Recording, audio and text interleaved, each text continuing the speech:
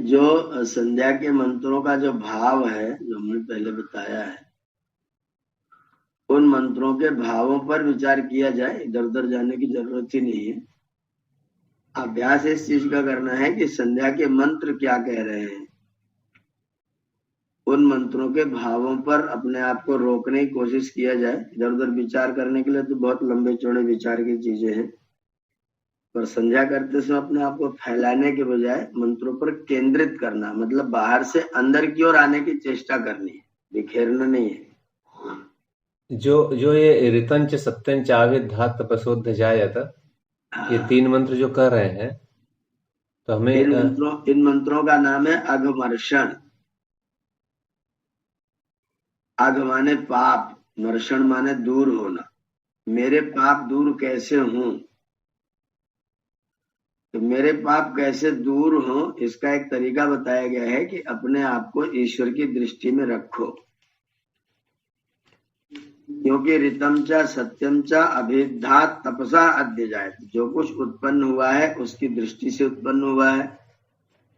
जो कुछ व्यवस्था है, जो नियंत्रण है, जो कंट्रोलिंग है, वो सब उसके हाथ में है।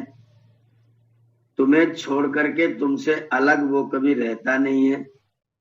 और इसी सृष्टि में नहीं, इसकी करोड़ों अरबों सृष्टियों पहले और अरबों सृष्टियों के बाद भी सारी सृष्टियों का यथापूर्वम कल्पना करने वाला ईश्वर ही है। आज भी देवलोक, पृथ्वीलोक, अंतरिक्ष लोक, सब का सब उसी के वश में चल रहा है। विश्वस्य मिशता वशी, अगर जगत में कहीं कोई चेष्टा है, कोई क्रिया है, तो वो ईश्वर की व्यवस्था और उसके नियंत्रण से हो रही है। प्रत्येक क्रिया पर उसका अपना नियंत्रण है।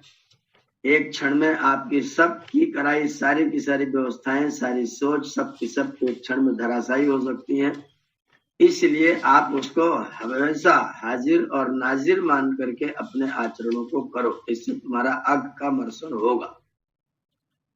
तो सृष्टि प्रक्रिया का इस प्रसंग में विचार करना है, मंत्रों के भाव को इस रूप में देखना है कि ईश्वर मुझे हर पल देख रहा है, मैं सर्वथा उसके नियंत्रण में हूं, मेरे सामने वो प्रत्यक्ष है, मैं उसकी नजर से कभी बच नहीं सकता हूं। ये भाव अघमर्षण के मंत्रों को पढ़ते हुए अपने को स्थापित करना है। और अगर फिर भी नहीं मानते हो तो फिर मनसा परिक्रमा में जाकर के 6 दिशाओं में, ऊपर नीचे, आगे पीछे, दाएं बाएं, कुल जाकर के देख लो कि सर्वत्र उसी की सत्ता है। प्राची जाओगे तो सूरज मिलेगा, दक्षिणा जाओगे तो इंद्र मिलेगा, प्रतीची जाओगे तो वरुण मिलेगा, उदीची जाओगे तो सोम मिलेगा, ध्रुवा जाओगे तो विष्णु मिलेंगे, ऊर्ध्वा जाओगे तो बृहस्पति मिलेंगे। सर्वत्र उसी की सत्ता और शक्ति विद्यमान है, तुम कहीं भी जाओ उसकी नजर से नहीं बच सकते। मन से परिक्रमा करके देख लो कि वो सर्वत्र, इसलिए सरेंडर ही होना पड़ेगा। मैं अपने को समर्पित करता हूं, इसलिए उपस्थान करता हूं। मैं आपकी नजर से भाग के कहीं जा नहीं सकता, इसलिए उपस्थान कर रहा हूं। ये संध्या का जो प्रकल्प है, जो स्वामी जी ने व्यवस्था दी हुई है, मतलब तो विचार करते अपने को अंदर की ओर को केंद्रित करके लाना है कि मैं प्रभु की ओर को जा रहा हूं, उसके बिना मैं कहीं रह नहीं सकता हूं, सर्वत्र उसी की सत्ता विद्यमान है। मैं यदि इस स्थिति में शरीर में बैठ करके या विचार भी कर रहा हूं कि मैं संध्या कर रहा हूं, तो भी उसकी व्यवस्था है। उसकी कृपा ना हो, उसके प्राण ना हो, तो मैं जिन प्राणों से अपने शरीर को धारण कर रहा हूं, वो प्राण उसकी शक्ति है। मैं तो इस शरीर में बैठ के अनुभव भी नहीं कर सकता कि मैं संध्या कर रहा हूं। अगर मैं संध्या कर रहा हूं, ये सोच रहा हूं, ये भी ईश्वर की कृपा से। इतना ज्यादा अपने आप को, एक श्वास भी अगर मुझे मिल रहा है तो उसी प्रभु की कृपा से मिल रहा है। इस तरह से अपने आप को पूरी तरह ईश्वर की ओर समर्पित करने का भाव है। बिखराव नहीं, मन को बिखेरना नहीं, मन को एकाग्र करके ईश्वर के साथ जोड़ देना, ये संध्या का थीम है, संध्या का ये व्यवस्था है। तो इस तरह से तो हम देखेंगे तो आज के समय में पूरी धरती पर जो ये स्वरूप प्रकट किया गया, उसे तो 99% लोग दूर हटे हुए हैं, उस भाव तक जाने की स्थिति नहीं बन रही है। और ये संख्या लगातार उस भाव तक जाने की स्थिति नहीं है। और दुख और दुर्भाग्य इस बात का है कि उधर जाने के रास्ता भी लोगों को पकड़ाया नहीं जा रहा है। न लोग पकड़ रहे हैं, लोगों को पकड़ाया जा रहा है। लोगों को सब जगह विकल्प का रास्ता दिखाया जा रहा है। घर में तुम्हें रोटी अच्छी नहीं लगती, ब्रेड खा लो। आज तुम्हारा पाचन तंत्र ठीक नहीं, थोड़ा सा नमकीन नमकीन कुछ मंगा खा लो। खाने का मन नहीं तो फिर ये खा लो। आपको आपको ये नहीं करना तो फिर आप यहाँ बैठ जाओ। आपको यहाँ नहीं करना तो फिर आप यहाँ बैठ जाओ। आप ये ध्यान कर लो, आप वो ध्यान कर लो, आप ये कर लो, आप वो कर लो। रास्ता यही है। नान्या पंथा विद्यते अजनाय, ये वाक्य हमारे लोगों को नहीं सिखाया जाता। यही रास्ता है, यही, इसके अतिरिक्त और कोई रास्ता नहीं है। आप जितने बाहर भटकोगे, चाहे कितनी मूर्तियां बना लो, कितने बड़े बड़े मंदिर बना लो, कितने बड़े पूजा पाठ करा लो, कितना ज्यादा रामायण महाभारत पढ़वा डालो, पढ़ डालो, कर्मकांड करा डालो, रास्ता एक ही है कि आपको बाहर से भग करके अंदर आकर के अपने प्रभु से मिलना ही पड़ेगा, और कोई रास्ता नहीं। जब तक नहीं मिलोगे, चाहे जन्म जन्मांतर बिता डालो, करोड़ों अरबों सृष्टियां व्यतीत हो जाए, ऐसे ही जन्म मरण के चक्कर में कभी पशु योनि, कभी मानव योनि, कभी और कोई, कभी और कोई, ऐसे घूमते टहलते सारा पूरा सृष्टि का काल व्यतीत हो जाएगा। रास्ता एक ही है कि जब तक प्रभु की ओर नहीं आओगे तब तक तुम्हारा कल्याण होने वाला नहीं है। हमको मंदिर दे दिया, हमको चर्च दे दिया, हमको सुन्नत दे दिया, हमको मस्जिद दे दिया, हमको नमाज दे दिया, हमको सजदा दे दिया, हमको कहीं पर जिहाद दे दिया, और हमको बरगला करके हमको उल्लू बनाया जा रहा है, हमको अपन रास्ते से भटकाया जा रहा है। जुगाड़ बना रहे, आदमी भटका रहे, सही रास्ते पर आने ना पाए। मेरे चेले बन जाओ कहता, मेरे चेले बन जाओ कहता, मेरे चेले बन जाओ। कोई नहीं कहता किसी के चेले मत बनो, प्रभु ही सबका चेला है। चेल माने कपड़ा। सबके आच्छादन का आधार एकमात्र परमेश्वर है। तो परमेश्वर की शरण में आए बिना आपका कभी भी कल्याण होने वाला नहीं है, नहीं है और नहीं है। और उसका रास्ता बाहर भगने में कदापि नहीं है, अंदर आने में ही है। ये जब तक दृढ़ता से एक मत आप नहीं होंगे तब तक ये भी कर लो, 108 देवताओं की मूर्ति कर लो, 12 ज्योतिर्लिंग घुमाओ, 4 धाम घूम आओ, गंगा सागर नहाओ, गंगा जी में डुबकी लगा के डूब के मर जाओ तो भी कल्याण नहीं हो। कल्याण होगा बिना अंदर डूबे, बिना अंदर डूबे आपका कल्याण होने वाला नहीं। मुझे तो छंद बहुत अच्छा लगता है। नूपुर नूपुर रसमय तन है, आज बहुत थकने का मन है, भीतर की यमुना में डूबो, अंदर भी एक वृंदावन है। भीतर की यमुना में डूबो, अंदर भी एक वृंदावन है। जब तक हम अपने अंदर आकर के ईश्वर की शरण को प्राप्त नहीं करते तब तक कहीं घुमाओ कभी कल्याण होने वाला नहीं। सब करो, लेकिन जब तक ईश्वर की शरण में नहीं आए तब तक कुछ नहीं हासिल होगा। बहुत कुछ हासिल करने के बाद सब कुछ खोया हुआ रहेगा। सारे पद प्रतिष्ठा, धन संपदा, दौलत, मित्रता, दोस्त, जितना जो कुछ भी है सब कुछ साथ छोड़ के नष्ट होने वाला। एक ईश्वर है जो आपका साथ नहीं छोड़ता, उसकी शरण में आए बिना आपका कभी कल्याण होने वाला नहीं है। ये एक ही रास्ता है, दूसरा कोई रास्ता नहीं है। लोग आपको बरगलाएंगे, लोगों पर दुकानें चलानी, 12 ज्योतिर्लिंग दिखाओ, गंगा सागर घुमाओ, 4 धाम कर लो, मेला कर लो, ठेला कर लो, ये कर लो, पद कर लो, चुनाव लड़ जाओ, राष्ट्रपति बन जाओ, प्रधानमंत्री हो जाओ, सब कुछ हो जाओ, लेकिन ईश्वर न मिला तो फिर कुछ नहीं है। तो ईश्वर की बात करेंगे तो फिर वैदिक की ही बात होगी ना फिर, कि उसके अलावा कुछ भी है उसमें? अवैदिक तो कुछ हो ही नहीं सकता है। अगर कहीं मिलने का रास्ता होगा तो वो वैदिक ही होगा। लिखा किसी भाषा में गया हो, कहीं भी गया हो, होगा वैदिक। वेद होगा, उसमें योग होगा, उसमें यज्ञ होगा, ऐसे ही वही रास्ता चलेगा, क्योंकि एक साथ तो होगा नहीं, धीरे धीरे करके क्रम से आगे बढ़ेंगे।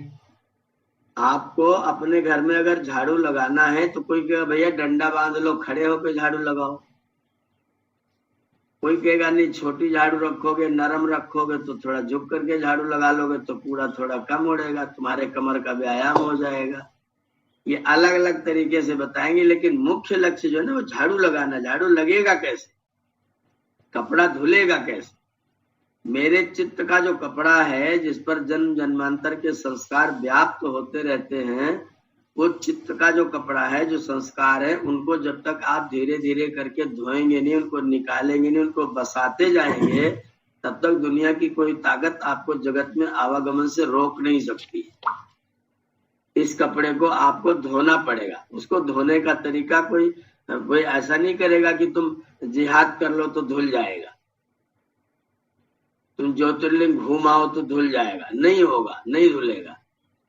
आपको अपने मन के अंदर अपने चित्त के कपड़े को ज्ञान के द्वारा ही धुलना पड़ेगा और कोई चारा नहीं है। कल देख रहा था मैं आचार्य जी कि जो ये इतना 1400 साल पहले जो प्रकट हुआ है उसकी व्याख्या आप अपने इस सत्यार्थ प्रकाश में कर रहे थे 1100 उल्लास में कि इन पोपों से कोई पूछे कि पृथ्वी गोल है व चटाई के तुल्य, तो ये चटाई और गोल ये वाला जो चक्कर अगर यहाँ पुराणों में भी वर्णन है तो इन्होंने जो बनाया है अपना क्या नाम बोलते हैं इसको, कुरान में जो ऐसा वर्णन है यहाँ पर कि धरती ऐसी थी, गोल थी, चटाई थी, तो ये हमको लगता है यहीं से इनकी मान्यता के अंदर से लेकर के इन लोगों ने वहां पर रचना करके जो है उसमें थोड़ा तोड़ मरोड़ करके उसको व्यवस्थित बनाया है। तो इसी वेद को छोड़ने के कारण से इन लोगों ने वेद छोड़कर पुराण के नजदीक गए और इसी पुराण के अंदर से निकल के कुरान से लेकर और तमाम चीजें निकल करके संसार को भ्रम में फैलाए हुए।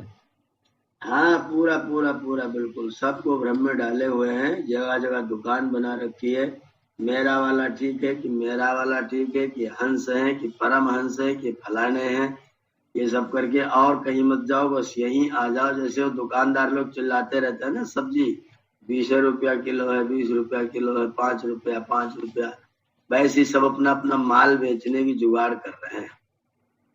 ईश्वर से नहीं जोड़ना चाहते, आपको अपने से जोड़ना चाहते हैं। वो चाहते मुझसे जुड़ो, ईश्वर से जुड़ पाओ नहीं जुड़ पाओ कोई चिंता की बात नहीं। महर्षि दयानंद सरस्वती कहते हैं कि मेरी भी बात मत स्वीकार करो, वेद और ईश्वर की ही बात मानो। ईश्वर ने अपनी बात वेद में लिखी, वेद की ही बात मानो। मैं कह रहा हूं इसलिए मत मानो, वेद कह रहा है इसलिए मानो, क्योंकि वेद ईश्वर का है।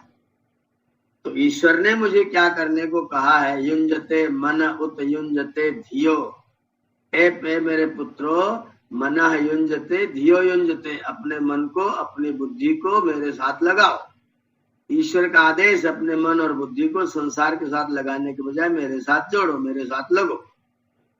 तो वेद आदेश कर रहा है मेरे साथ लगो, नहीं गुरु जी के साथ लगो। उन्होंने पढ़ाना शुरू कर दिया, गुरु गोविंद दो खड़े जाके कागे लागू पाए, बलिहारी गुरु आपने गोविंद जो बताया। गुरु जी का धन्यवाद कि आपने गोविंद बता दिया। गोविंद बता दिया तो आप गोविंद से जुड़ जाइए। आप गुरु से जुड़े गोविंद को भूल रहे हैं, गोविंद छोड़ के गुरु के चक्कर में घूम रहे हैं। और ये गुरु नहीं तो दूसरा गुरु, ये गुरु नहीं तो दूसरा गुरु, ये गुरु नहीं दूसरा गुरु, 5-5 10-10 जिसको पाए उतने गुरु, उतना गुरु बनाते चले जाओ। नहीं तो गुरु तो आचार्य चाहिए ना, मार्गदर्शक तो चाहिए। जो मार्गदर्शक वो चाहिए जो मुख्य गुरु से जोड़ने वाला हो, अपने से जोड़ने वाला नहीं।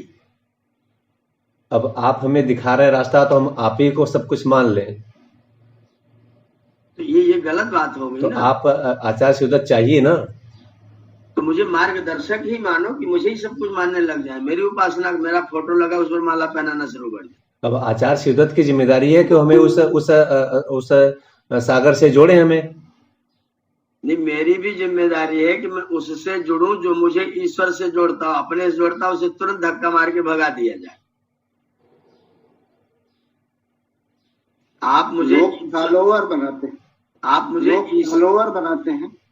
हाँ, वो फॉल ओवर करते हैं, फॉल ओवर करते हैं, वो आपको फॉल करते हैं, फॉल ओवर। किसी व्यक्ति का अनुगामी बनने की आवश्यकता नहीं है, केवल ईश्वर, केवल ईश्वर। मेरे जीवन में, मेरी वाणी में, मेरे कर्म में, मेरे व्यवहार में ईश्वर सर्वत्र प्रतिष्ठित हो, ये लक्ष्य है। इसके अतिरिक्त कोई रास्ता नहीं है। ठीक है, जो सहयोगी है उनका धन्यवाद है, माता पिता गुरु आचार्य अतिथि ऋषिगण सबका धन्यवाद है, मैं सबका कृतज्ञ हूं। लेकिन कृतज्ञ हूं बस, उपासक नहीं हूं, पुजारी नहीं हूं,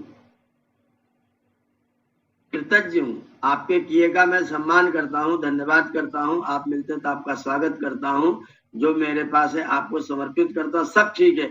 लेकिन तन मन धन सब कुछ है तेरा, तन भी तुम ले लो, मन भी तुम ले लो, धन भी तुम ले लो, सब गुरु जी ले ले, तो परमेश्वर के लिए आप क्या समर्पित करने जा रहे हैं? मुझे ईश्वर को समर्पित होना है। मेरे मन में, मेरे वचन में, मेरे कर्म में ईश्वर की प्रतिष्ठा, और वो ईश्वर वो किसी वो ऐसा बनी रूप रंग वाला, इधर आकार वाला, इधर साकार हो गया, इधर ये हो गया, इधर ये सब तो बकवास लोगों ने कहानी सुना रखी। वो सबके हृदय में प्रतिष्ठित है। आंखें बंद करेंगे तो आपको अंदर प्राप्त होगा। हम लोगों को बाहर भगाने की जुगाड़ करते हैं, अंदर लाने की चेष्टा ही नहीं करने देते। ये पूरा जितना पूरा मचा हुआ है बवाल सारी दुनिया में, वो बाहर भेजने की जुगाड़ है, अंदर लाने की जुगाड़ नहीं। सबसे सूक्ष्म दृष्टि ईश्वर के मिल जाने से ही होगी ना आचार्य जी। जो सबसे सूक्ष्म वो है तो उसका सानिध्य मिला तो हम जीवन को एकदम बिल्कुल नए तरीके से देख पाएंगे, संसार को बिल्कुल। सूक्ष्मतम सानिध्य और सूक्ष्मतम आनंद की स्थिति जिसमें आप डूब सकते हैं और कभी कभी ऐसा नहीं लगे कि अब तो पूरा हो गया। आप मेरे साथ रहिए, 10-5 साल रहेंगे तो मेरे बारे में सब कुछ जान जाएंगे। 10-5 साल में मेरे बारे में सब कुछ जान जाएंगे। फिर उसके बाद क्या होगा? फिर आपको नया गुरु अच्छा लगने लग जाएगा। पर ईश्वर के निकट चले जाएंगे तो आप उसको कब पूरा जान पाएंगे? अब परांत काल तक तो आचार्य जी हो रहा है वहां पर इतना 31 उसमें भी पूरा जानने का कहीं नहीं लिखा है। मतलब ईश्वर को पूरा जाना ही नहीं जा सकता। इसलिए आप उसमें अगर डूब गए तो आप डूबते रहिए, उसी में रहते रहिए। अगर साधारण लोगों को पकड़ेंगे तो 4 दिन में आपको सब पता चल जाएगा, स्थितियां पता चल जाएंगी। गुरु जी की स्थिति में सबका पता चल जाएगा। इसलिए एक ही रास्ता है।